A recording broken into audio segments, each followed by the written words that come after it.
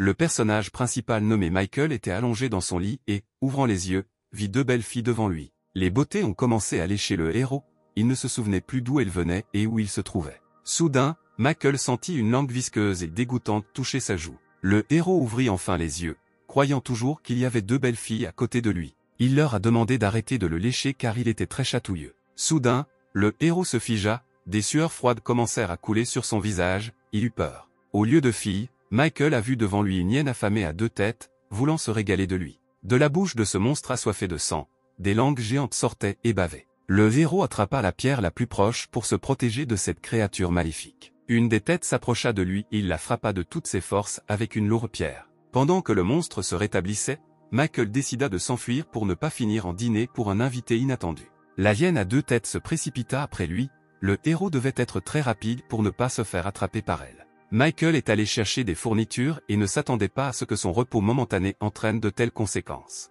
Le héros commença à se fatiguer, mais il semble que le monstre ait déjà pris du retard et abandonné toutes ses tentatives pour l'attraper. Michael remarqua qu'il ferait bientôt nuit et que voyager deviendrait encore plus dangereux. Le héros a décidé que la meilleure solution serait de retourner à la base et s'y est immédiatement rendu. Il atteint un hôpital abandonné et discret, qui s'avère être son refuge. Il entra dans le bâtiment, là il arriva devant une porte qui paraissait trop belle pour un tel bâtiment. La porte géante s'ouvrit, le héros était enfin en sécurité. À l'intérieur de la pièce se trouvaient de nombreux appareils inhabituels, allant des ordinateurs aux scanners.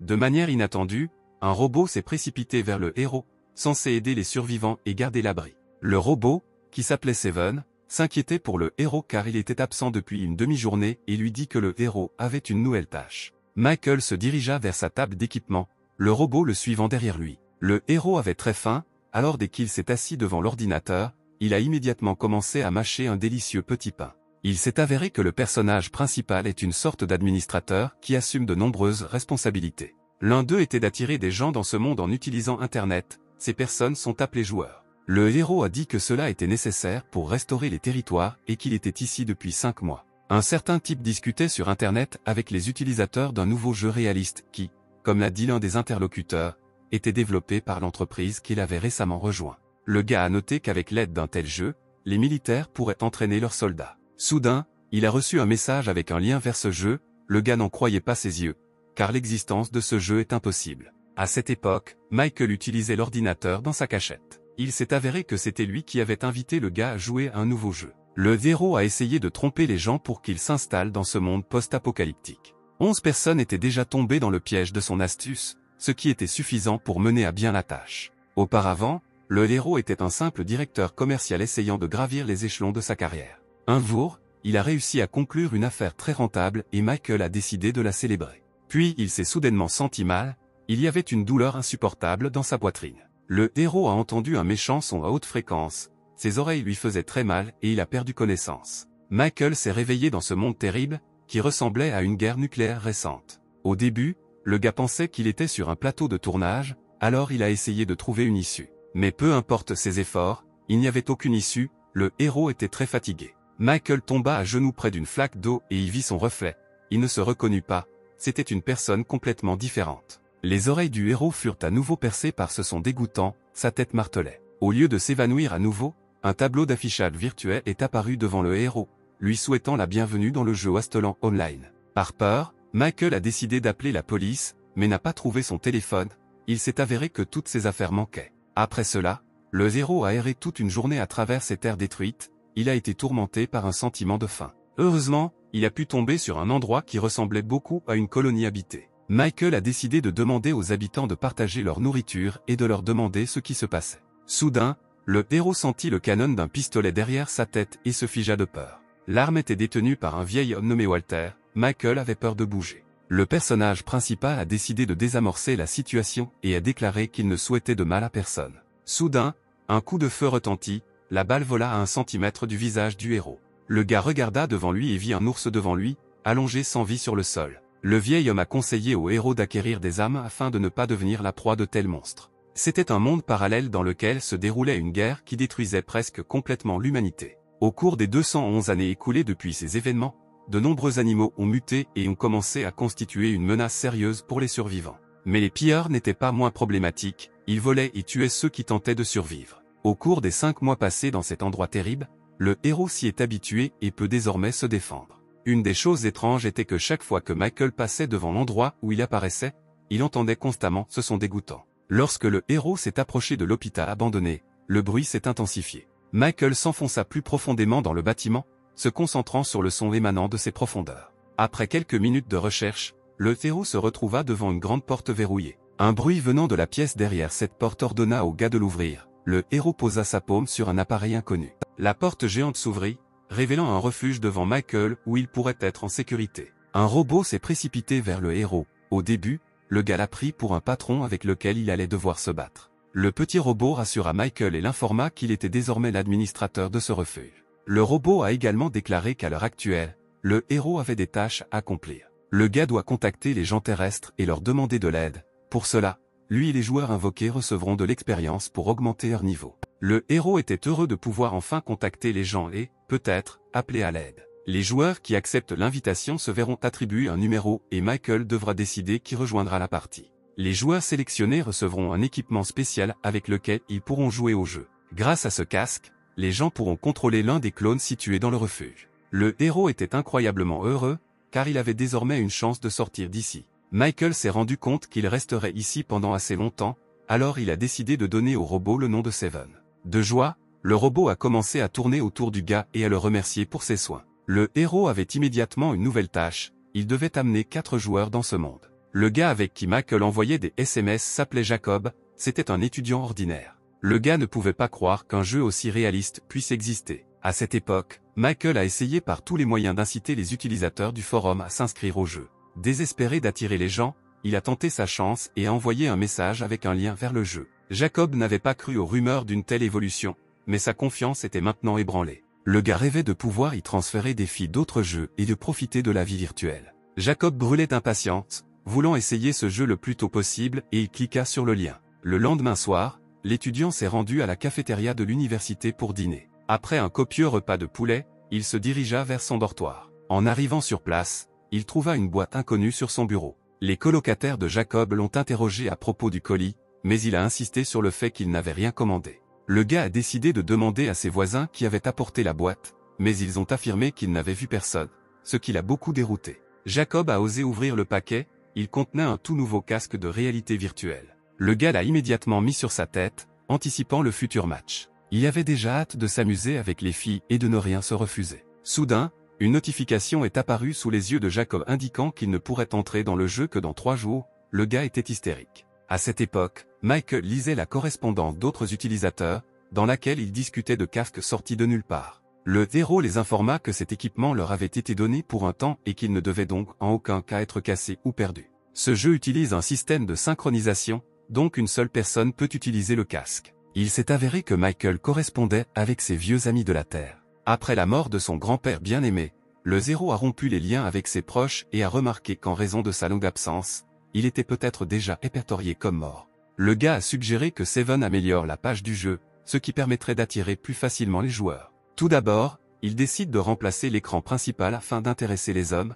ce qui sera utile dans ce monde post-apocalyptique. Il a également décidé d'ajouter un robot qui imiterait une vraie fille pour encourager les joueurs à rester dans le jeu. Michael est allé préparer le lancement du jeu et a demandé à Seven d'ajouter les améliorations qu'il avait proposées. Le robot a demandé pourquoi le héros n'avait envoyé que 4 casques, car pour accomplir la tâche, il fallait 11 joueurs. Le gars a expliqué cela en disant que maintenant il n'avait plus beaucoup de provisions pour nourrir un si grand nombre de personnes. Le héros voulait faire de ces 4-là ceux qui pourraient se protéger dans ce désert aride. Pour avoir attiré 4 joueurs, Michael a reçu un gilet en nanocarbone qui le protégera des blessures. Seven a également offert au héros une boîte contenant des récompenses aléatoires. Le gars avait une nouvelle tâche dont le but était de s'assurer qu'au moins un joueur entre dans le jeu. Pour cela, Michael recevra un objet de résurrection et suffisamment de points pour ouvrir une boîte d'armes. Le héros a décidé de dépenser tous les points dont il dispose actuellement pour ouvrir des boîtes secrètes. Parmi ceux-ci, il n'a reçu que quelques bonbons, qui n'ont pas pu l'aider à survivre. Michael remarqua qu'il y avait une note banale parmi les bonbons, il décida de la lire. Dans une note, une certaine personne a écrit qu'il n'y a personne de meilleur que les joueurs, parce qu'ils peuvent faire du travail. Pensant que ce n'est qu'un jeu, le héros était furieux. Il a gaspillé tous ses points. Le gars a demandé si le 7e connaissait le premier propriétaire, ce à quoi le robot a répondu qu'il n'avait été lancé que lorsque le héros était entré pour la première fois dans l'abri. Le héros pensait que puisque le premier propriétaire était l'administrateur du refuge, il aurait dû y avoir des enregistrements le concernant dans la base de données. Selon les documents retrouvés, il a démissionné de son poste d'administrateur 28 ans après la fin de la Grande Guerre, qui a effacé presque toutes les traces de la civilisation humaine. Michael a décidé d'étudier cette question à l'avenir, mais pour l'instant, il a mis la note qu'il a trouvée dans le tiroir de son bureau. Alors que les 3 jours s'écoulent pour les nouveaux joueurs, le héros a décidé d'aller se ravitailler. Le gars s'est dirigé vers le camp des survivants, mais en chemin, il a rencontré plusieurs hyènes à 2 têtes. Le héros a essayé d'être invisible pour eux, mais, de manière inattendue, des animaux assoiffés de sang se sont dirigés vers lui. Ces terribles monstres ont muté à cause de fortes radiations, après quoi leur force n'a fait que diminuer. Michael a décidé de saisir un tuyau métallique à proximité pour être prêt pour le combat. Le héros voulait les combattre, mais ce n'était pas nécessaire jusqu'à ce qu'il le remarque. Arrivé à la colonie, le gars a décidé que la première chose à faire était d'obtenir quelques jetons et de les échanger contre des fournitures. Michael a donné des piles et des cartouches à un homme nommé Charlie, pour lequel il lui a donné 3 jetons. Le vieil homme a conseillé au personnage principal de faire le plein de nourriture et de carburant, car l'hiver approche. En hiver, le terrain vague devient beaucoup plus dangereux, car des mutants cachés peuvent attendre sous les couches de neige. Les fortes chutes de neige empêchent les commerçants errants d'atteindre les colonies, laissant les survivants avec peu ou pas de provisions. Charlie vivait dans un autre refuge, mais il a été capturé par des maraudeurs et en a fait son esclave. Il fut mis aux enchères comme une chose. Le chef d'un des camps décida d'acheter l'homme. Le héros a dit au revoir au vieux Charlie, qui lui a demandé d'être prudent, car il ne voulait pas perdre un client régulier. Michael est venu chez lui et a commencé à réfléchir à la manière de se débarrasser des chips disponibles. Le héros disposait de 70 jetons et il devait les utiliser pour acheter un outil afin que les futurs joueurs puissent réparer le bâtiment d'un hôpital abandonné. Une fois que le joueur se synchronisera avec le clone à l'aide du casque, le clone deviendra une créature vivante qui devra être nourrie. Le héros a calculé que même s'il ne mange des tartes au blé que 2 fois par jour, il devra dépenser toute la monnaie disponible. Ensuite, Michael a décidé de nourrir les joueurs avec du blé vert bon marché. Le gars a décidé d'aller à nouveau chez le vieux Charlie pour faire des provisions. En sortant de la maison, le héros rencontra une fille nommée Ellie, qui vivait dans le camp avec sa famille. La jeune fille a dit à Michael qu'elle avait entendu des bruits étranges dans sa maison, alors est devenue très inquiète. Le héros a remercié Ellie pour sa vigilance. En réponse, elle lui a proposé de garder un œil sur la maison lorsque le gars était absent. Le personnage principal a conseillé à la jeune fille d'être plus prudente avec les étrangers, car ils ne sont peut-être pas aussi amicaux que lui. Ellie est devenue très en colère et a commencé à prouver à Michael qu'elle était déjà une adulte et qu'elle ne devrait pas être traitée comme une enfant. Pour calmer la petite rebelle, le gars lui a donné un bonbon qu'il avait récemment obtenu dans une boîte secrète de la cachette. La jeune fille, qui n'avait apparemment jamais vu une telle nourriture auparavant, ne pouvait pas croquer un morceau de bonbon. Le héros a décidé d'aider la fille et a retiré l'emballage du bonbon, cela avait l'air très savoureux. Ellie a essayé la délicatesse inhabituelle et s'est figée, c'était très sucré. La jeune fille a remercié Michael du fond du cœur pour un cadeau aussi inhabituel. Ellie a invité le héros à essayer ce merveilleux dessert. Le gars a poliment refusé son offre et lui a conseillé de garder un œil sur la maison. Le héros revint au refuge avec des provisions, où l'attendait déjà le 7e. 3 jours s'étaient déjà écoulés, le héros était donc sûr que les joueurs s'étaient déjà synchronisés avec les clones. Jacob s'est réveillé dans l'un des flacons, il n'a pas compris ce qui se passait et où il se trouvait. À ses côtés, d'autres joueurs, en état de choc, sont sortis des chars. Le grand type nommé Mark s'est pincé et a réalisé qu'il était vraiment dans le jeu. Un autre joueur nommé Tony était contrarié parce qu'il voulait choisir un avatar féminin, mais le jeu s'est automatiquement adapté à son vrai sexe. Un garçon à lunettes nommé Liam ne pouvait pas croire qu'il se trouvait dans un monde virtuel. Soudain, la seule porte de la pièce commença à s'ouvrir et les joueurs se méfièrent. Michael est sorti de là et a prononcé un discours inspirant selon lequel le sort de ce monde était désormais entre les mains des 4 nouveaux arrivés. Le héros a demandé aux joueurs de l'appeler par son surnom, Down, et leur a présenté le 7e.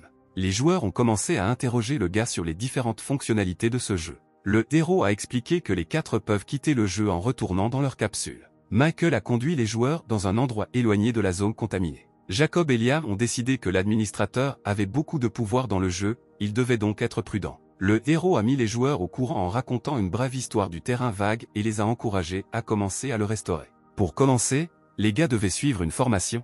La première tâche consistait à ramasser du bois de chauffage. Michael a également chargé les joueurs de reconstruire le bâtiment de l'hôpital détruit. Les gars inspirés ont déclaré haut et fort qu'ils seraient heureux d'aider le héros dans cette affaire difficile. Le personnage principal a également averti les joueurs que lorsqu'ils rencontrent des monstres locaux, il est préférable de ne pas se battre et de battre en retraite. Le héros a demandé au 7e de surveiller les 4 depuis la fenêtre de l'hôpital et de l'appeler en cas de problème. À cette époque, les gars étaient déjà en train d'abattre entièrement la forêt.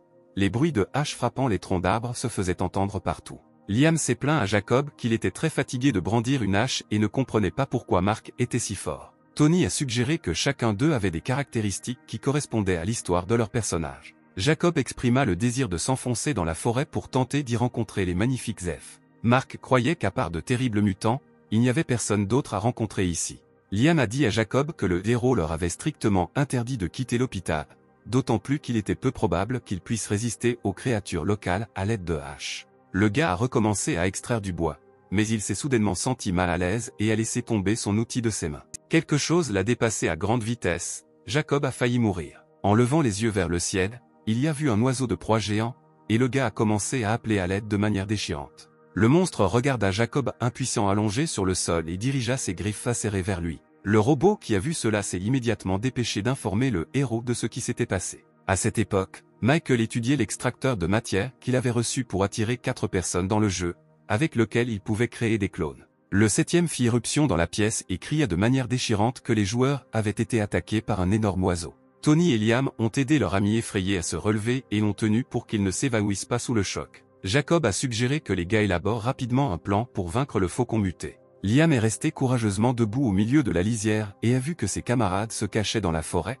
Le gars était en colère que ses amis l'aient abandonné. Soudain, sorti de nulle part, Michael lança une pierre sur le faucon pour le détourner vers lui. Le héros a saisi un tuyau métallique qu'il a utilisé comme arme et s'est préparé à l'attaque de l'oiseau. Le gars a lancé le tuyau vers le mutant volant et l'a transpercé. Les joueurs ont été étonnés de la facilité avec laquelle l'administrateur a fait face à une menace aussi grave. Les héros décidèrent qu'il valait mieux faire frire leur proie que de les laisser pourrir dans la forêt. Michael a ordonné aux joueurs d'être désormais prudents, car en plus des mutants, d'autres personnes constituent également une menace dans le désert. Les 4 ont décidé qu'ils ne pouvaient pas manger une carcasse aussi grosse en une seule fois, alors ils ont eu l'idée de conserver les restes au réfrigérateur. À cela, le héros a répondu qu'un appareil semblable à un réfrigérateur se trouve uniquement dans le château du chef des survivants. Le lubrique Jacob a immédiatement commencé à fantasmer qu'il deviendrait le chef du camp et qu'il aurait tout un harem dans son château. Le personnage principal a déclaré qu'ils avaient besoin d'autant de bois que possible, mais les joueurs avaient l'air assez fatigués et affamés.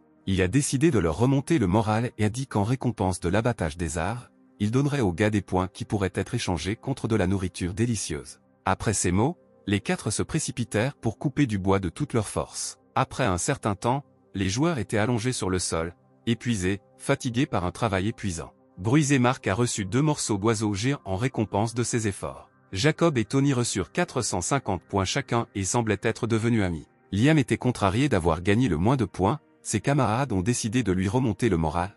Michael était heureux que les joueurs se soucient les uns des autres. Le héros les a également informés que les points qu'ils avaient reçus pouvaient être échangés contre divers objets et pièces de résurrection, mentionnant que le processus de résurrection prenait 3 jours.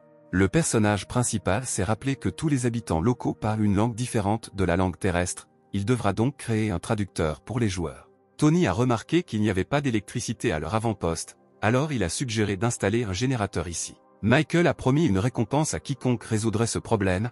Liam s'est rendu compte qu'il était temps pour lui de se montrer en action. Le soir est venu, et tous les joueurs sont rentrés au refuge. Ils ont beaucoup aimé ce jeu et ne voulaient pas le quitter. Seul Liam à lunettes a exprimé le désir d'en sortir au plus vite. Pendant ce temps, Michael et Seven ont discuté de la nécessité de trouver de nouveaux joueurs pour remplacer les actuels pendant qu'ils dormaient dans le monde terrestre. Le robot a également signalé que chaque fois que vous vous déconnectez du système, les informations génétiques des clones sont copiées. Cela signifiait que les joueurs pouvaient améliorer leurs compétences et devenir plus forts.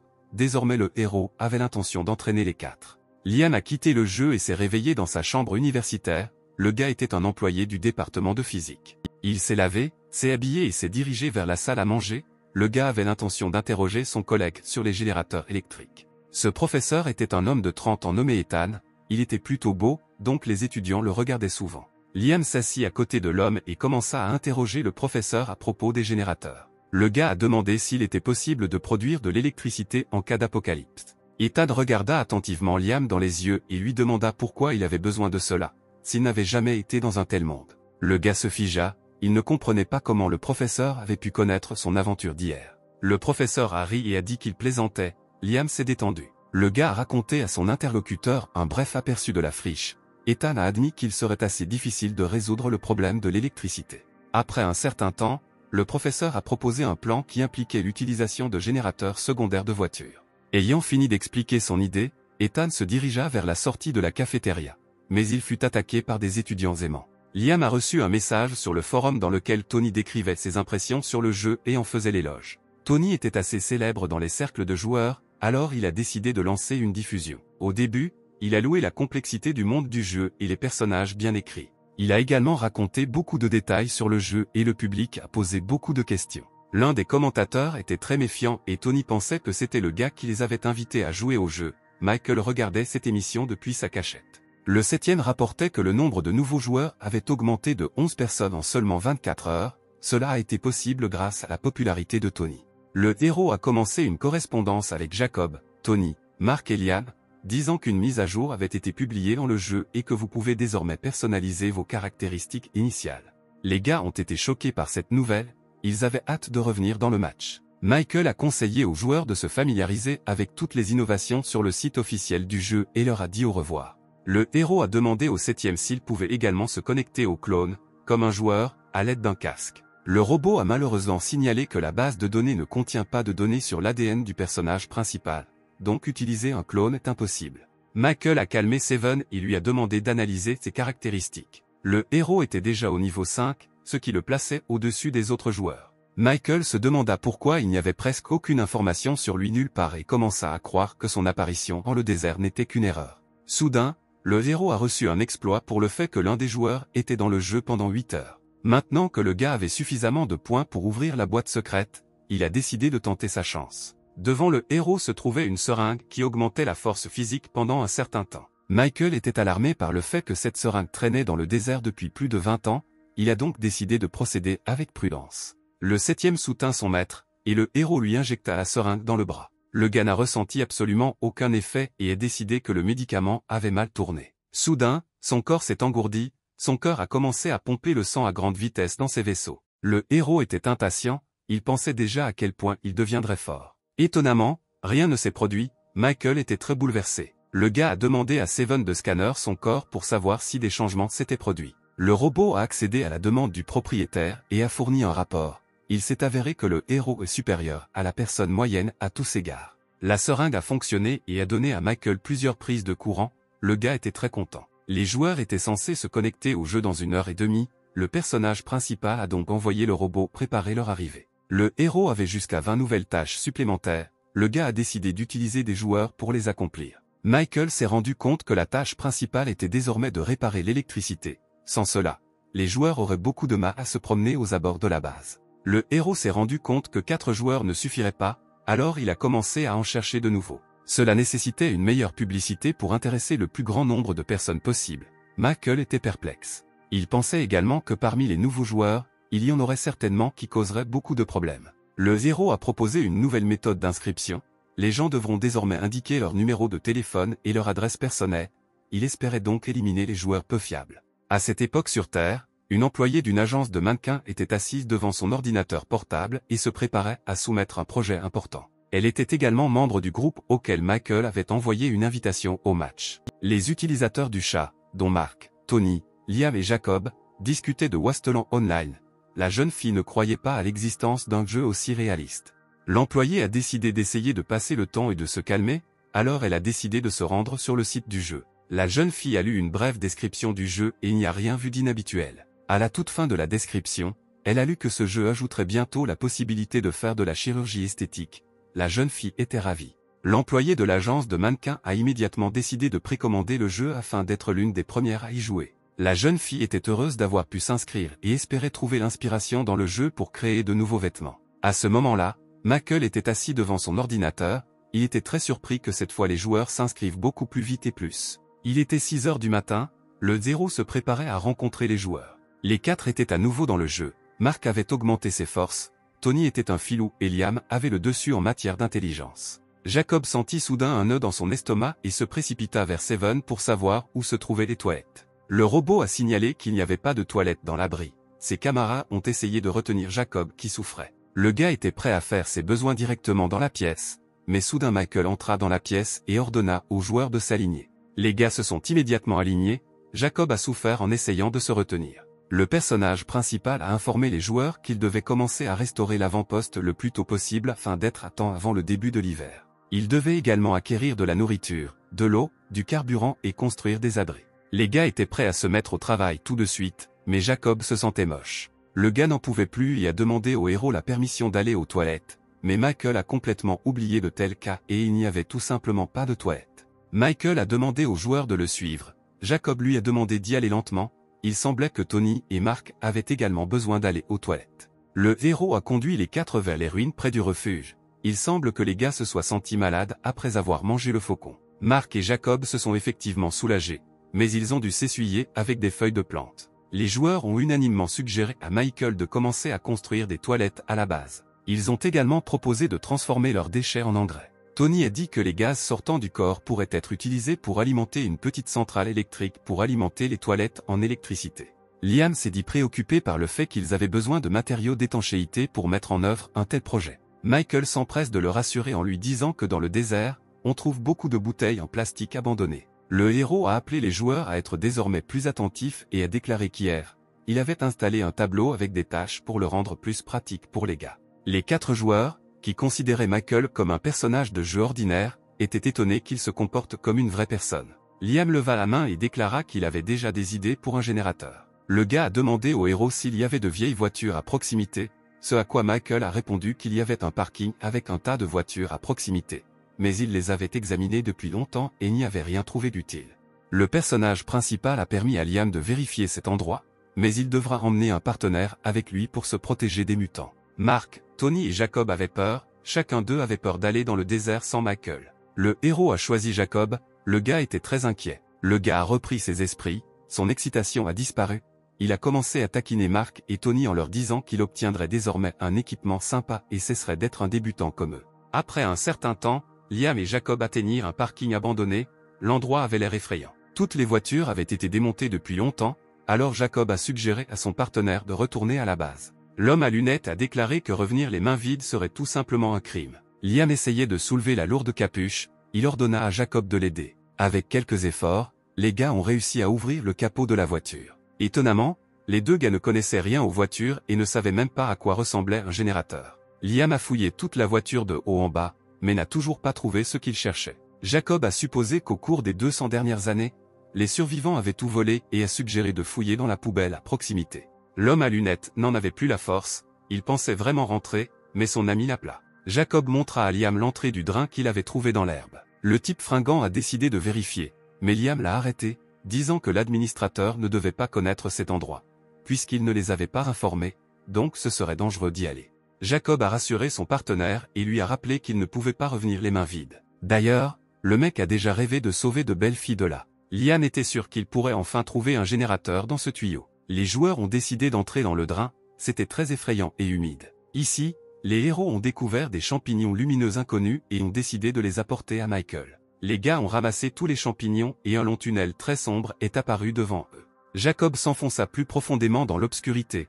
Considérant cet endroit comme sûr, Liam essaya de suivre. Soudain, le joueur qui courait devant se figea sur place. Il eut l'impression qu'un terrible mutant s'approchait de lui. Jacob courut aussi vite qu'il put vers la sortie tandis que Liam se tenait dans le tunnel, ne comprenant rien. Soudain, un ver géant et gluant apparut de ses profondeurs, clairement hostile. Pendant ce temps, Mark et Tony venaient de terminer la construction des toilettes. Les gars ne s'étaient pas lavés depuis longtemps et il n'y avait pas de douche, alors Michael leur a dit qu'ils pouvaient se laver dans la rivière à proximité, mais qu'il y avait probablement des mutants qui y vivaient. Tony a suggéré de construire des bains publics, car il y aurait probablement des joueuses parmi eux, et elles n'aimeraient pas vraiment se laver dans un étang. Mark a soutenu son ami. Les joueurs ont commencé à fantasmer sur de belles filles se lavant le dos, Michael était étonné de leur comportement, elles ressemblaient à des adolescents pubères. Soudain, Jacob apparut à l'horizon, courant à toute vitesse. Le gars s'est arrêté juste à côté d'un trou creusé. Lia, qui se précipitait après son camarade, ne s'en est pas aperçu et a percuté son partenaire debout. 2 joueurs sont tombés par-dessus une petite clôture et sont tombés directement dans un trou. Michael a ramassé les champignons tombés du sac et a remercié les gars pour le travail qu'ils avaient accompli. Le héros préparait de la soupe et la donnait aux joueurs, il la mangeait avec gourmandise. Le personnage principal a demandé où Jacob et Lia avaient trouvé ces champignons bleus. Les gars ont raconté une histoire qui s'était passée sur le parking. Michael a dit aux joueurs que ces champignons sont appelés anges bleus et que s'ils sont mangés, la personne ira vers les vrais anges, c'est-à-dire qu'elle mourra. Le héros a expliqué que ces champignons contiennent une substance inhabituelle, très appréciée par les commerçants locaux, car elle permet de fabriquer des médicaments qui aident à lutter contre les radiations. Le gars a également déclaré que l'exploitation minière de ces plantes est incroyablement dangereuse, car elle pousse à proximité des nids de sangsues mutés. Les adultes mesurent entre 1 et 3 mètres et peuvent manger une personne en une seule bouchée. Liam et Jacob étaient terrifiés à l'idée d'être littéralement à un pas d'une mort douloureuse. Michael a demandé à l'homme à lunettes de montrer sur la carte l'endroit où se trouve cette grotte. L'administrateur a donné aux deux gars 220 points en récompense de leur travail. Le héros pensait au repère des sangsues, il ne pouvait imaginer qu'il soit si proche de l'abri. Le personnage principal a décidé de se rendre au camp des survivants pour échanger des champignons contre de la monnaie, pour laquelle il peut obtenir au moins 40 jetons, ce qui représente une somme assez importante. L'administrateur a ordonné aux joueurs de continuer à travailler sur le développement de la zone proche de la base et a déclaré que dans la soirée, le 7e ouvrirait l'ascenseur menant au refuge.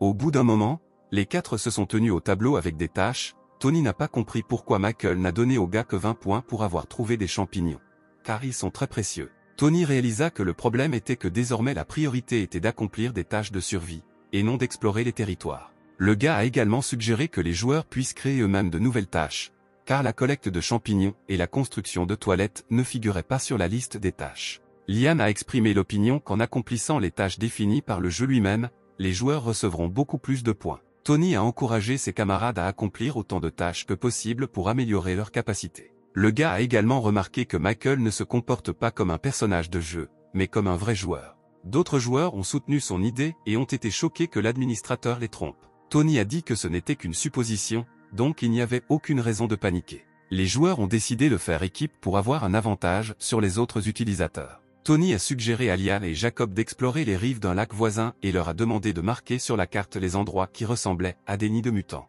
Jacob n'aimait pas que le gars s'imagine comme le leader de l'équipe. Mark et Tony continueront à abattre des arbres, a suggéré le grand gars après le match de rechercher l'utilisation du bois sur Internet. Pendant ce temps, un homme est apparu à l'entrée du camp des survivants, à la tête d'un grand troupeau de vaches qui transportait de nombreux box.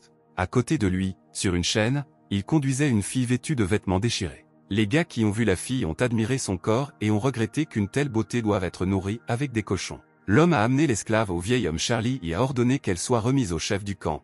Il s'est avéré que la fille était un produit commandé par le chef. Michael a vu des ouvriers décharger ce qu'un homme avait apporté, il s'appelait Howard. Charlie a raconté au héros des histoires sur des personnes cultivées dans des éprouvettes vendues dans la ville. Seul le puissant chef de la colonie pouvait s'offrir un tel luxe. Howard a récompensé les travailleurs acharnés pour avoir déchargé la caravane avec plusieurs jetons. L'homme se dirigeait vers la porte, mais Michael l'attendait déjà à la sortie, aplaté Howard. L'homme sévère a demandé qui il était et ce qu'il attendait de lui. Le héros a déclaré qu'il ne voulait faire de mal à personne et qu'il voulait simplement vendre les marchandises. Howard a plaisanté en disant qu'il y avait un nouveau charognard dans le camp, son assistant Harry. L'homme a dit qu'il était absolument indifférent au bien du héros et qu'il pouvait vendre ses ordures à Charlie, mais pas à lui. Michael a décidé de surprendre Howard et lui a montré 2 kilos d'anges bleus. Le visage de l'homme changea lorsqu'il les vit et demanda combien le héros voulait pour eux. Le gars a exigé 200 jetons pour la marchandise. Howard a immédiatement accepté et a souri. Apparemment ces champignons coûtent beaucoup plus cher. Le héros allait échanger ses jetons contre de l'équipement de Charlie,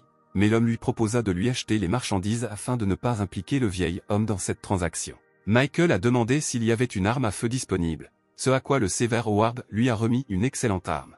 L'homme a proposé un prix de 230 jetons pour le fusil et les munitions. Le héros a décidé d'acheter une arme et 60 cartouches. Avec les 25 jetons restants, il voulait acheter de la nourriture et d'autres fournitures. Michael a fait une offre à Howard, l'homme devrait le soutenir et lui faire une réduction, en échange il y apporterait plus de champignons. Après délibération, l'homme a accepté et lui a tendu la main. Les gens se sont serrés la main et Howard espérait qu'ils pourraient travailler ensemble à l'avenir. Michael a enveloppé le fusil nouvellement acquis dans un morceau de tissu. Le marchand d'esclaves lui a donné de l'argent et a noté que tout le monde ne méritait pas un tel honneur. Howard a conseillé au héros d'être prudent lors de la cueillette des champignons, car les sangsues sont très dangereuses. Michael savait que les armes à feu étaient inefficaces contre eux. Cela lui faisait peur que les sangsues puissent être plus résistantes qu'il ne le pensait. De plus, même s'ils sont vulnérables au feu, il ne pourra pas les utiliser car tous les champignons brûleront avec eux. Howard a posé sa main sur l'épaule du héros et a déclaré qu'il arriverait au camp à la fin du mois et a laissé entendre que le gars aurait besoin de 20 kg de marchandises.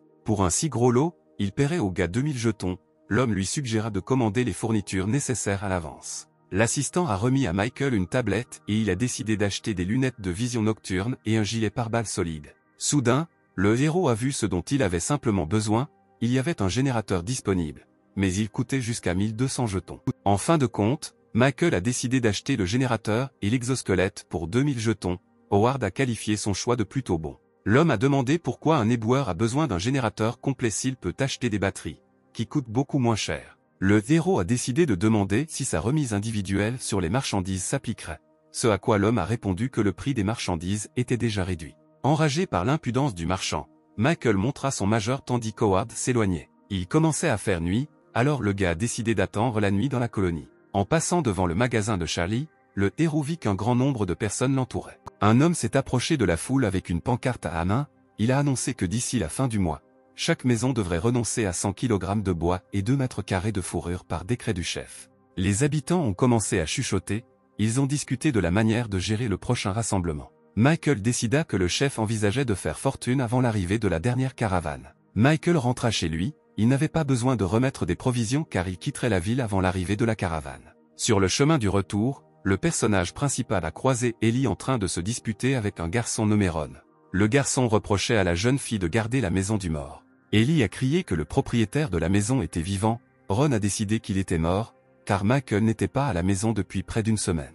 Le gars pensait que la famille de la jeune fille voulait s'approprier cette maison, ce qui lui a proposé de diviser la part en deux. Ellie a refusé son offre, par colère, Ron a voulu frapper le bébé sans défense. Le garçon a balancé son poing et a pointé son poing sur la fille, mais au dernier moment il a été arrêté par Michael. Le petit a dit au héros que Ron envisageait de détruire sa maison, le charognard a dit qu'Ellie était désormais sous sa protection. Le garçon avait une peur bleue, Michael a proposé de l'aider à sortir d'ici avec un sourire. Le héros a décidé d'effrayer encore plus le garçon, alors il a fait semblant d'attraper son tuyau en métal. Par peur, Ron s'est précipité vers sa maison avec une telle vitesse qu'il ne restait plus qu'une traînée poussiéreuse. La jeune fille a remercié Michael d'avoir chassé cet intimidateur. Le gars a décidé de lui offrir une sucette en guise de remerciement pour avoir pris soin de la maison. Ellie commença à sucer avidement les bonbons, quand soudain les hommes l'appelèrent. C'était son père, son frère Alex et son frère Steve, ils rentraient au camp avec de gros sacs sur les épaules. La fille a immédiatement couru chez elle, Michael a décidé qu'elle n'était pas autorisée à communiquer avec lui.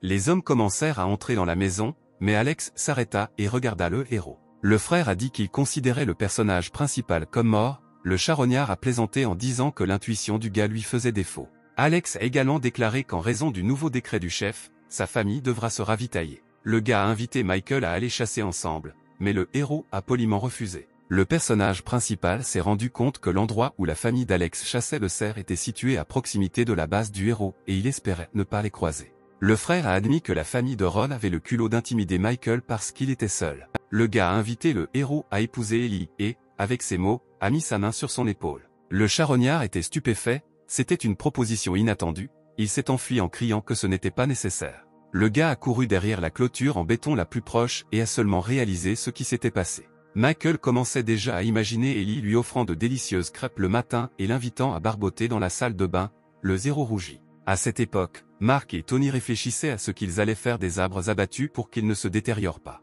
Le grand homme suggéra de sécher le bois sur un feu pour le rendre plus résistant. Il a également suggéré de peindre les deux extrémités des bûches et de les laisser sécher. Le gars a suggéré que s'il fabriquait des poutres à partir de rondins, il pourrait restaurer la moitié des murs extérieurs de l'hôpital. Mais s'il ne traite pas les pièces obtenues, elles pourriront après la première pluie. Tony a suggéré d'utiliser le ciment comme matériau de construction. Mark a noté qu'il ne pouvait utiliser que des blocs de béton mélangés à du ciment, il n'y avait rien d'autre à proximité. Soudain, la voix de Jacob se fit entendre derrière les gars, il portait 2 seaux à la main. Le joueur a indiqué qu'il avait exploré toute la zone autour du lac voisin. Jacob a sorti de son sac une carte sur laquelle les nids de mutants étaient marqués de croix et un cercle indiquait un endroit où il était sûr d'obtenir de l'eau. Tony a demandé quel genre de lisier les gars apportaient dans leur seau. Jacob a dit qu'il avait prévu de trouver une belle fille nageant dans le lac, mais à la place, il est tombé sur un tas de terre. Liam espérait utiliser la boue qu'il avait trouvée comme matériau de construction. Mark a déclaré que ce n'était pas une option car cela se laverait facilement,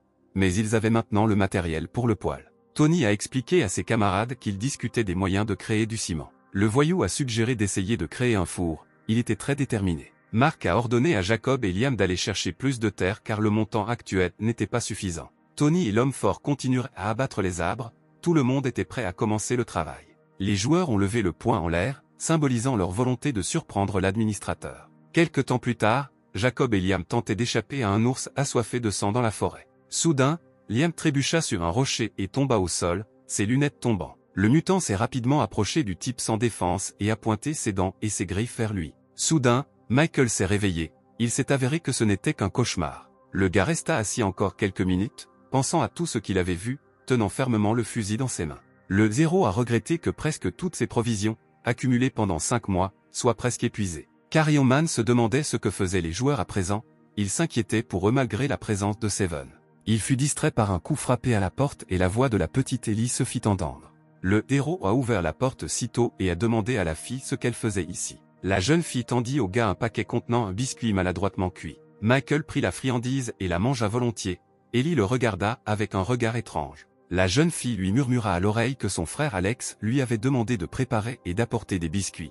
Le héros était embarrassé par une telle nouvelle.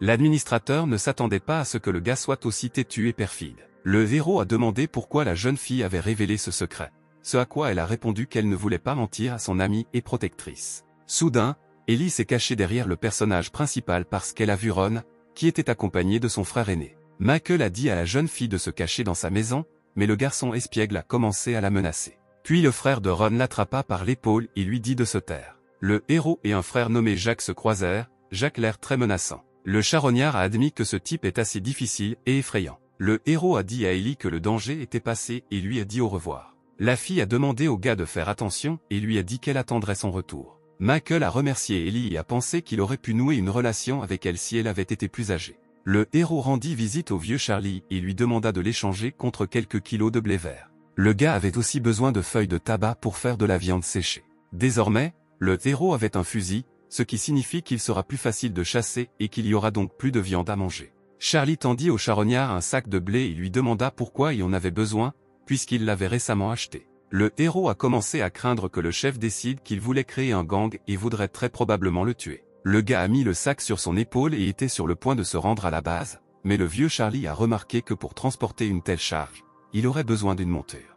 Michael a décidé que cela ne servait à rien, a dit au revoir aux commerçants et a rapidement pris la route. Après un certain temps, l'administrateur est retourné à l'hôpital détruit et a vu un spectacle inhabituel devant lui. Pendant son absence, les joueurs ont assemblé tout un poil, le gars était abasourdi. Le charognard a demandé comment allaient les gars et s'ils avaient rencontré des mutants. Tony a expliqué qu'il n'avait rencontré personne et avait créé des fours pour produire du ciment. Le joueur a expliqué qu'il pouvait brûler les arbres coupés et les transformer en cendres. Ensuite, ils doivent ajouter de l'eau et filtrer le mélange obtenu, ce qui donne une pâte. Après cela, vous devez placer du sable, du charbon et de l'eau dans le four, d'eux et de cette pâte ils obtiendront le ciment nécessaire. Michael se souvient qu'il avait également essayé de créer du ciment, mais tous ses efforts se sont immédiatement effondrés. Tony a dit qu'il voulait maintenant restaurer complètement le bâtiment de l'hôpital. L'administrateur a remercié le gars pour son ingéniosité, Michael a réfléchi à la façon de le récompenser. Les yeux de Tony s'illuminèrent, il déclara fièrement qu'il était heureux de s'engager dans la renaissance de la civilisation humaine. Les autres joueurs étaient mécontents que le gars s'attribue tout le mérite, Jacob a même commencé à l'étouffer. En récompense de leurs efforts, Michael a promis aux joueurs de leur trouver un assistant. Les gars ont essayé de persuader l'administrateur d'inviter une belle fille dans l'équipe. Le héros a déclaré qu'il tiendrait compte de leurs souhaits, mais qu'en retour, il devrait continuer à travailler. Les 4 joueurs ont salué Michael et ont promis de faire encore plus d'efforts. Mark a couru pour abattre des arbres, ordonnant aux autres de travailler sur le poêle.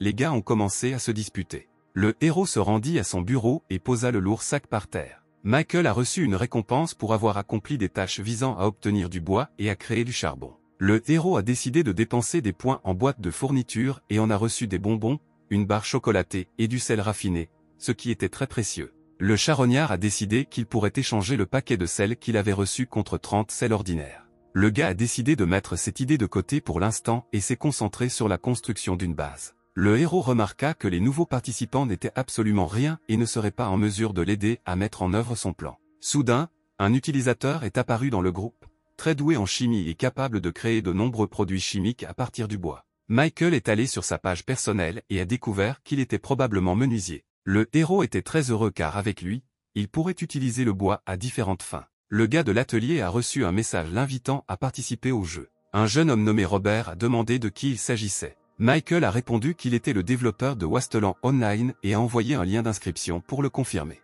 Robert a clairement décidé qu'il devait essayer ce jeu. Le héros a dit qu'il enregistrerait le gars dans le système et l'informerait quand il pourrait entrer dans le jeu. Michael a réfléchi que maintenant il y aura un charpentier sur la base, il est nécessaire d'attirer autant de professionnels similaires que possible. L'administrateur a décidé qu'il y avait désormais suffisamment de fournitures à la base pour subvenir aux besoins de 2 joueurs supplémentaires, d'autant plus qu'il pouvait également commencer à chasser. Le héros réalisa qu'il manquait dans l'équipe et partit à la recherche d'un cuisinier. Finalement, après quelques minutes de recherche, il tombe sur un gars qui est un professionnel dans son domaine. Au bout d'un moment, Michael se rendit au 3e étage de l'hôpital et y rencontra le 7e alarmé. Le héros lui a demandé ce qui s'était passé, le robot a répondu que sa charge était quasiment nulle. Au début, le gars s'est détendu parce qu'il pensait que quelque chose de grave s'était produit. Ce n'est qu'un instant plus tard qu'il réalisa toute l'horreur de la situation. Il n'avait rien à reprocher au 7e. Le robot s'est empressé de rassurer son propriétaire et lui a dit qu'il rechargeait via la recharge sans fil. Il lui suffisait donc de retourner au refuge. Michael a pris son assistant bien-aimé dans ses bras et s'est rendu à la base. En chemin, Seven décide de dire au héros que ce bâtiment alimente tout un réacteur thermonucléaire. Le gars était trempé de sueur froide, il ne soupçonnait même pas qu'un appareil aussi dangereux se trouvait à côté de lui pendant tout ce temps. Lorsque Michael s'est calmé, le robot a déclaré que le réacteur était désormais dans un état déplorable, car 2340 ans s'étaient écoulés depuis sa construction.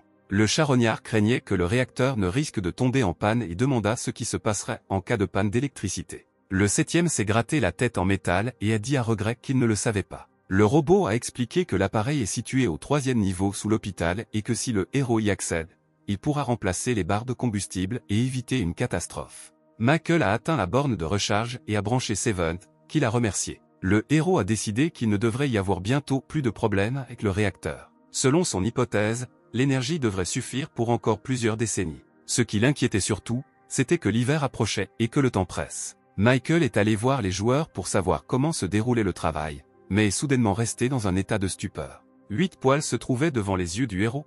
Apparemment les gars n'ont pas perdu de temps. Mark a couru vers l'administrateur, qui a dit au grand homme qu'il se trouvait aux étages inférieurs de l'hôpital. Le héros a félicité le joueur pour le travail accompli et a promis que sa contribution à la cause commune ne serait jamais oubliée. De plus, il a donné 1000 points à tous les joueurs pour avoir découvert le ciment. Le personnage principal a nommé Mark à la tête de l'équipe de construction de l'abri. Désormais, il peut créer et concevoir tout ce qu'il veut, mais sans aller au-delà. Mark s'inclina respectueusement. Ce fut un honneur pour lui de recevoir ce poste. Se tenant à l'écart, Jacob était mécontent que Michael accorde trop d'attention à l'homme fort. Le héros a demandé à Mark de lui en dire plus sur son idée. Le gars a déclaré qu'hier, après avoir quitté le jeu, il s'était rendu dans une cimenterie, où l'un des ouvriers lui avait conseillé d'ajouter de la poudre de fer au ciment pour le rendre plus solide. Mark a rapporté qu'il utilisait du charbon et du métal rouillé pour obtenir du fer. Le joueur prévoyait d'utiliser le nouveau béton résistant pour créer des objets destinés à augmenter la production de ciment. Il leur fallait désormais un nouveau four qui utiliserait du calcaire et de l'argile au lieu de la cendre de bois. Michael a loué son plan soigneusement pensé et lui a demandé de se mettre au travail dès que possible. Le héros rassembla les joueurs et annonça que dans quelques jours, 2 autres personnes les rejoindraient. À cette occasion, l'administrateur a décidé d'organiser un petit banquet pour les saluer dignement.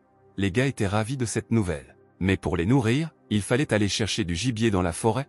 Le héros invita l'un des joueurs à l'accompagner. Absolument tous les gars se sont portés volontaires pour aider Michael, mais ils ne voulaient pas laisser la base sans surveillance. Parmi les 4, le héros a choisi Jacob. Le gars était incroyablement heureux. Pour commencer, le personnage principal a demandé au gars de l'emmener au repère des mutants près du parking. Après un certain temps, les gars atteignirent le parking et Jacob désigna un tunnel géant dans l'herbe. Michael a ordonné au gars d'avancer et de ne pas intervenir dans cet endroit. Le héros se dirigeait dans la direction opposée depuis le parking. Jacob était perplexe, car ils allaient chasser, mais ils s'éloignaient de plus en plus de la forêt. Le charognard expliqua très calmement qu'il y avait une autre forêt ici. Les gars ont atteint l'autoroute détruite, la ville autrefois majestueuse avait l'air terrible. Les racines géantes enroulées autour des maisons abandonnées ont effrayé Jacob. Le personnage principal a ramassé un fusil et ordonné à son partenaire d'être extrêmement prudent. L'administrateur a expliqué que cet endroit est désormais devenu un paradis pour divers champignons et plantes. Au fil du temps, des animaux sauvages sont arrivés dans les villes détruites. Suite à une forte exposition aux radiations pendant une longue période, ils se sont tous transformés en mutants assoiffés de sang. Le héros a conseillé à Jacob de rester le plus près possible, mais le gars pensait rencontrer de nouveaux types de mutants dans ce jeu. Soudain, une voix se fit entendre dans l'air. Michael se sentit mal à l'aise. Le héros fit signe à son camarade de s'arrêter, il était confus. Le charognard a expliqué qu'il avait remarqué ici les traces d'autres survivants. Jacob rêvait de rencontrer de nouveaux personnages, il ne pouvait même pas imaginer ce qui l'attendait. Michael a reproché aux joueurs son impatience et a déclaré qu'il n'y avait pas de quoi se réjouir. Le héros a expliqué que dans les friches, les gens peuvent être bien plus dangereux que de stupides hyènes. À proximité, les gars ont trouvé des restes de poudre à canon et des morceaux de canettes déchirés. Il s'agissait des composants d'un fil-piège déclenché, qui n'était installé que là où se trouvaient des prédateurs et des mutants. Les héros devaient faire attention. Grâce à l'odeur, Michael a déterminé que le piège avait été activé il y a environ 5 heures. Le héros partit reconnaître la zone et ordonna à Jacob de l'attendre ici. Le gars a proposé d'y aller ensemble, ce à quoi le héros a répondu par un refus catégorique. Après avoir parcouru une courte distance, Michael a admis qu'il voulait utiliser Jacob comme appât, mais maintenant les plans ont changé. L'ennemi potentiel pourrait être à la fois des maraudeurs cruels et des mutants, l'appât ne pourrait que les effrayer. Le héros avait peur que l'ennemi remarque la fumée provenant de son abri. Le gars était déterminé à détruire ceux qui décidaient de les menacer. Michael a détruit une vingtaine de rats mutés, il craignait qu'il soit très difficile de gérer une grande foule de ces monstres. Après avoir grimpé sur le toit du bâtiment, le héros aperçut un petit camp composé de plusieurs tentes. Les survivants des terres en friche étaient divisés entre ceux qui s'installaient dans des maisons en ruine et ceux qui vivaient dans les ruines ou dans les espaces ouverts. Habituellement, les mutants construisent à nouveau des colonies, ces monstres atteignent plus de 2 mètres de hauteur et pèsent plus de 300 kg. Ils se nourrissent de divers champignons, plantes, souris mutées, mais leur principal délice est la chair humaine. Michael remarqua une sentinelle sur le toit d'un immeuble voisin, c'était un mutant armé d'un arc. Il était difficile pour le héros de penser à ce qui se serait passé s'il n'était pas allé inspecter la zone. Soudain, le héros s'est vu confier une mission dont le but était de tuer tous les mutants. Michael pensait que le jeu essayait de le tuer, car attaquer des mutants entraînerait sa mort douloureuse. Le héros croyait que les tâches ne pouvaient être accomplies que dans un refuge, il fut donc légèrement choqué. Le charognard décida d'obtenir une récompense et retourna rapidement vers Jacob. Le gars a demandé ce que l'administrateur faisait dans ce bâtiment. Michael lui a tout raconté, le joueur, ayant entendu parler du repère des mutants, était terrifié. Jacob pensait qu'il devrait maintenant les attaquer, mais le héros le calma et lui dit que ce n'était pas nécessaire. De plus, il n'avait qu'une seule arme, ce qui signifiait qu'un seul d'entre eux pouvait se battre. Le joueur s'est saisi la tête de peur. Auparavant, il pensait que les mutants du jeu ne représentaient pas une grande menace. Michael lui a dit qu'il leur suffisait désormais de les chasser, puis de s'en débarrasser pour toujours. Les gars sont allés à leur cachette, ils ont traversé un chantier de construction abandonné. Soudain, le personnage principal remarqua un tas de calcaire au sol. Il avait déjà calculé que s'il l'utilisait dans la production de ciment, il pourrait construire des bâtiments entiers. De retour à la base, les gars ont vu que les hyènes gisaient mortes à côté de Mark, Tony et Liam. Michael a dit aux joueurs qu'il avait à la fois de bonnes et de mauvaises nouvelles. La bonne nouvelle, c'est qu'il y avait des dépôts calcaires non loin du refuge. Mark était heureux que le problème du ciment ait enfin été résolu. La mauvaise nouvelle était qu'à côté du parc se trouvait un camp avec une vingtaine de mutants. Jacob a expliqué à ses camarades qu'ils sont très cruels et qu'ils adorent se régaler des gens. Michael a déclaré que ces monstres étaient trop forts pour eux. À partir de ce moment, il était interdit aux joueurs de s'approcher de la rue où ils se trouvaient. Les 4 ont salué l'administrateur. Le héros devait maintenant s'occuper des carcasses d'hyènes. Pendant tout le temps qu'il a passé ici, le charognard n'a acheté que de la viande toute prête et n'a jamais chassé lui-même. La seule chose qu'il savait, c'est que la proie devait être saignée pour qu'elle ne commence pas à pourrir.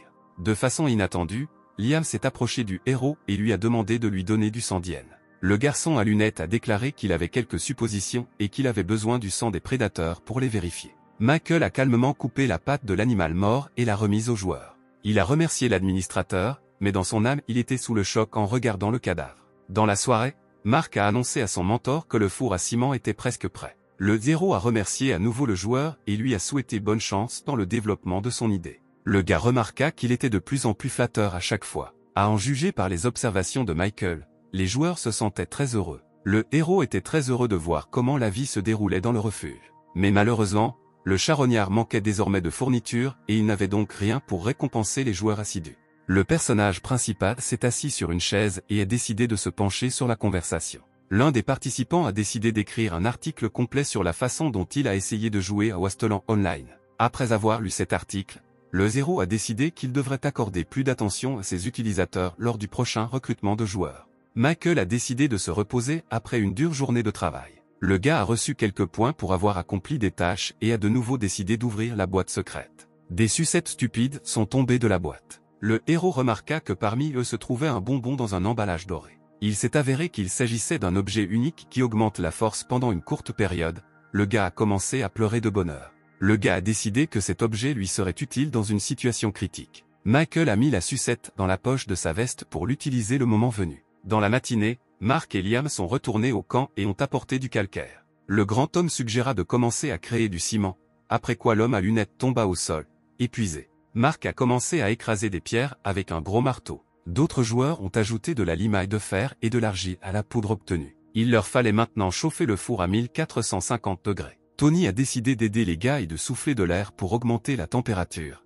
Il a demandé à Mark comment l'augmenter, ce à quoi il a répondu qu'il ne savait pas. Tony commença à s'indigner, mais le grand homme le remit rapidement à sa place. Les joueurs qui se disputaient remarquèrent que Jacob et Liam avaient disparu. À ce moment-là, ils se précipitèrent vers Michael et le trouvèrent finalement. L'administrateur a demandé où ils étaient, mais c'est Liam, nerveux, qui a répondu qu'il marchait près du camp des mutants. Le personnage principal était très en colère parce que les joueurs avaient désobéi à son ordre. Jacob a dit qu'ils ont seulement posé des pièges et ne se sont pas approchés, et qu'ils ont également amené des larves de sangsue. Le charognard se demanda comment ils avaient réussi à les attraper. Jacob a expliqué qu'ils utilisaient le sang des hyènes pour les attirer dans des bouteilles. Le héros a noté que c'était une très bonne idée. Le personnage principal a demandé comment il pourrait les utiliser. Liam leur a assuré qu'il ferait d'excellents appâts pour la pêche. Le garçon à lunettes a déclaré avoir récemment vu des oiseaux pêcher dans un lac voisin. Michael se souvient de la façon dont il a essayé de pêcher, mais il n'y est pas parvenu. Le héros a remarqué que si les poissons étaient faciles à attraper, les gens s'installeraient près des plans d'eau, ce qui signifie que tous les habitants de la mer deviendraient également des mutants. L'administrateur a demandé à Liam s'il savait pêcher.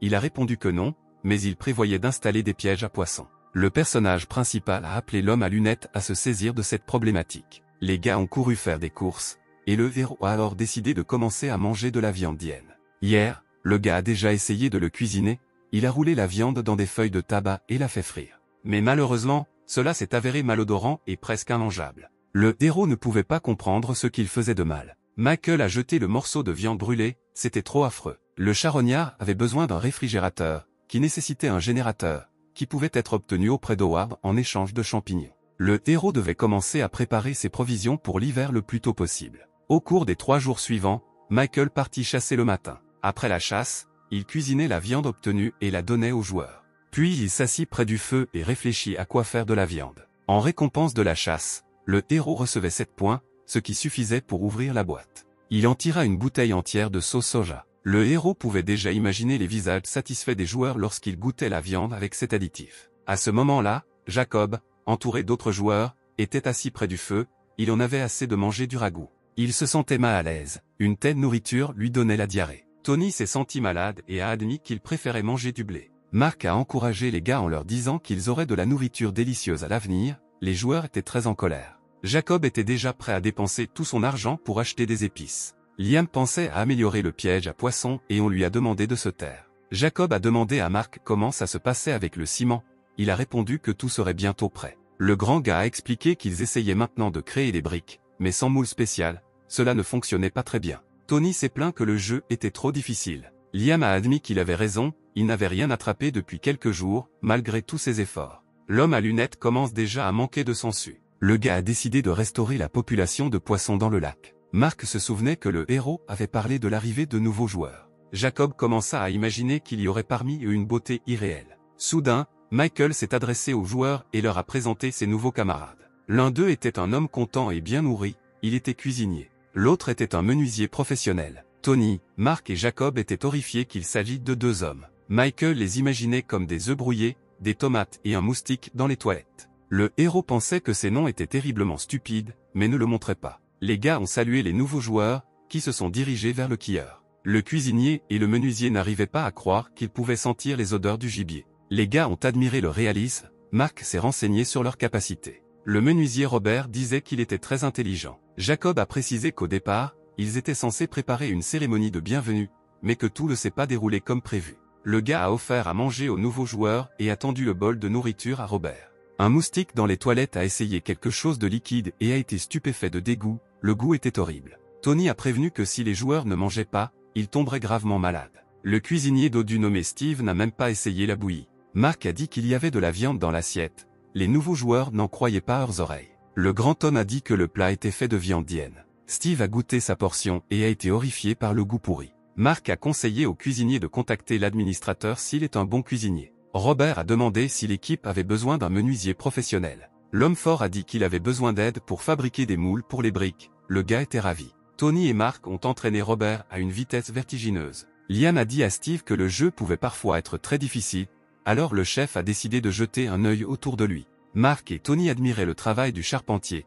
Le bois qu'il coupait ressemblait à une œuvre d'art. Le grand homme a remercié Robert du fond du cœur. Mark et Tony ont commencé à construire le four en briques. Le contremaître fort était convaincu qu'il réussirait. Mark a suggéré à son ami de faire une promenade pendant que le four fonctionnait. À cette époque, Robert avait déjà réussi à créer un nouveau piège à poissons. Il a modifié la conception générale et ajouté des éléments métalliques pour plus de solidité. Jacob a suggéré au menuisier et à Liam d'aller pêcher ensemble et de tester. Michael a recommencé à essayer de cuisiner de la viande de hyène. Soudain, le gros Steve s'approcha de lui. Le héros l'a nommé chef cuisinier sans hésitation. Le gars était un peu choqué. L'administrateur a déclaré qu'il devait préparer beaucoup de nourriture pour les centaines de personnes qui arriveraient ici à l'approche de l'hiver. Maintenant, le héros a obligé Steve à l'aider. Le chef ne s'attendait pas à ce qu'il doive également cuisiner dans le jeu. Se trouvant dans une situation désespérée, Steve a demandé comment il pouvait l'aider. Le personnage principal a déclaré qu'il devait maintenant résoudre le problème du stockage de la nourriture. Mais maintenant, Michael voulait juste savoir pourquoi sa viande avait mauvais goût. Steve a conseillé au héros de le cuisiner à l'intérieur. Il a également déclaré que les feuilles de tabac ne conviennent pas du tout comme assaisonnement. Le cuisinier a dit qu'on pouvait cuisiner de la viande sans sel. Steve a suggéré d'essayer de mettre de la nourriture en conserve. Le charognard a demandé aux joueurs de s'en occuper et est parti, et le problème a été résolu. Maintenant que presque tous les problèmes ont été résolus, le héros a décidé d'inviter encore plus de joueurs. Soudain, Mark et Tony, terriblement heureux, se sont envolés pour le rencontrer. Ils lui montrèrent un tas de ciment frais et ils réussirent finalement. Le grand gars a dit que désormais il produirait jusqu'à une demi-tonne par jour. Les gars étaient très fatigués, car ils avaient fait beaucoup d'efforts pour chauffer le four à la température requise. Le personnage principal a qualifié la création du ciment de pas de géant dans son développement. Pour le travail accompli, l'administrateur leur a attribué 1000 points, les joueurs étaient incroyablement heureux. Michael pensait que si ses subordonnés avaient beaucoup de devises, cela conduirait à inflation. The Scavenger a décidé de créer des machines de loterie avec des récompenses aléatoires qui seraient achetées avec des points de joueurs plutôt qu'avec des jetons. Tony a dit que maintenant ils peuvent construire un avant-poste entier, mais qu'ils ont besoin de travailleurs. Les gars avaient besoin de 4 personnes pour travailler avec les fourneaux. 4 autres transporteront des matériaux de construction. Et enfin, 8 personnes supplémentaires seront impliquées dans la construction. Le personnage principal pensait qu'il ne pouvait pas nourrir une foule aussi nombreuse. Mais l'hiver approchant, Michael décide de faire appel à un autre groupe de nouvelles recrues. Tony et Mark commençaient déjà à s'imaginer commander une brigade entière. Tony admirait l'autorité de l'administrateur. Il a pris Michael pour une intelligence artificielle innovante. À cette époque, Robert termine de travailler sur sa création. Il a fait de vraies toilettes, c'était vraiment nécessaire. Soudain, Liam sortit de nulle part, il ne put retenir son impulsion naturelle. Steve l'a invité à utiliser les nouvelles toilettes, mais le gars a refusé. Le garçon à lunettes l'a jugé trop insalubre et a couru dans les buissons. Soudain, une voix familière appela Steve, le cuisinier se retourna. C'était Jacob avec un poisson géant prêt. Le gars a jeté la mutante aux pieds du gros homme, il a été choqué par sa taille. Jacob a réprimandé Liam pour avoir failli chier dans son pantalon et s'être enfui. Steve a qualifié le poisson-chat de prise pas si bonne, et le pêcheur colérique était furieux. Il a dit qu'il devait rester assis au bord du lac pendant 3 jours entiers. La proie prise dans le piège l'a simplement brisé. Soudain, des oiseaux sont arrivés, voulant se régaler des gros poissons. Lorsque les oiseaux ont disparu, les gars ont essayé d'attraper le poisson-chat, mais il était trop fort. Ensuite, ils ont dû ramasser des tuyaux métalliques et tuer le mutant. Jacob a demandé si Steve pouvait cuisiner une telle prise. De toute sa carrière de cuisinier, le gars n'avait jamais vu un tel monstre. Il serait très difficile de fumer un tel poisson, mais le joueur a décidé d'essayer. Après un certain temps, Steve a préparé une soupe de tête de poisson-chat. Le gars l'a versée dans des assiettes et l'a distribuée à ses camarades. Jacob a admis que ça sentait très bon. Les joueurs étaient ravis, ils n'avaient jamais mangé une nourriture aussi délicieuse. Le soir est venu et les 6 ont quitté le jeu. Michael a décidé de commencer à recruter de nouveaux arrivants. Il a annoncé que le jeu pouvait désormais accueillir jusqu'à 30 joueurs. Il y avait déjà plus d'une centaine de candidatures pour rejoindre l'équipe. Le héros fut surpris par une telle activité. Le héros a découvert qu'un des utilisateurs du forum provoquait les autres, les obligeant à retirer leur candidature. Michael était furieux. Le personnage principal a décidé d'embaucher quelques modérateurs pour contrôler le comportement des utilisateurs. Soudain, le charognard reçut un message de Tony. Dans ce document, Le gars se demandait si l'administrateur était une vraie personne. Le héros a laissé entendre à son interlocuteur qu'il était différent des autres personnages du jeu. Michael s'est moqué de Tony et l'a appelé la nouvelle intelligence artificielle.